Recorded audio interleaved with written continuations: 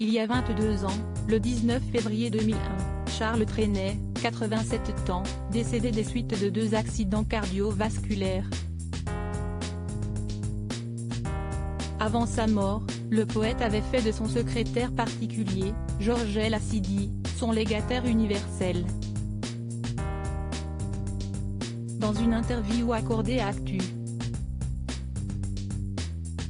Fr, paru en octobre 2022, ce dernier avait évoqué avec émotion la perte de son ami, grand frère et père.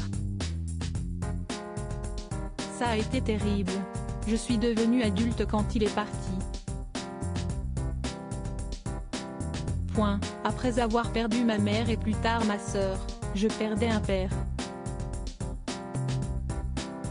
Je crois que lui aussi me considérait comme son fils. Je suis resté dans une forme de deuil, s'était-il ému. Pendant près de 20 ans, Georges Lassidi a secondé l'interprète de la mère. Ainsi, à son décès, cet ancien boulanger a hérité des biens du chanteur.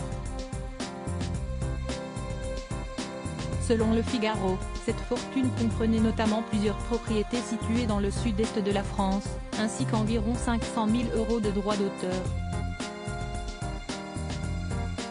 Seulement en 2006, le principal intéressé avait confié la gestion du patrimoine du fou chantant à une société danoise dirigée par le Français Maurice Cardin et l'avocat danois Johan Schluté.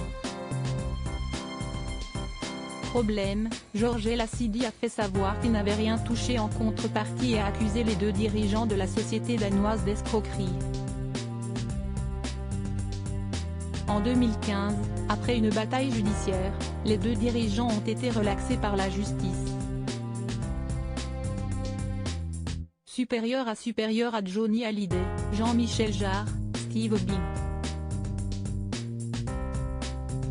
Ces familles qui se déchirent un héritage de bataille judiciaire par ailleurs. En 2008 et 2009, Lucienne et Wulfran Trenet, la demi-sœur et le neveu de Charles Trenet, ont déposé plainte contre Georges Lassidi pour abus de faiblesse, persuadés que ce testament avait été rédigé sous la contrainte. 2 ans plus tard, ils l'ont assigné au civil, réclamant la nullité du testament. Comme l'a rappelé Le Figaro, aucune des plaintes n'a abouti. Après sa défaite devant le tribunal de grande instance, Lucienne Trenet a bien tenté de revenir à la charge en faisant appel. En vain. Article écrit en collaboration avec 6 médias Crédit Photo, Robert Fage.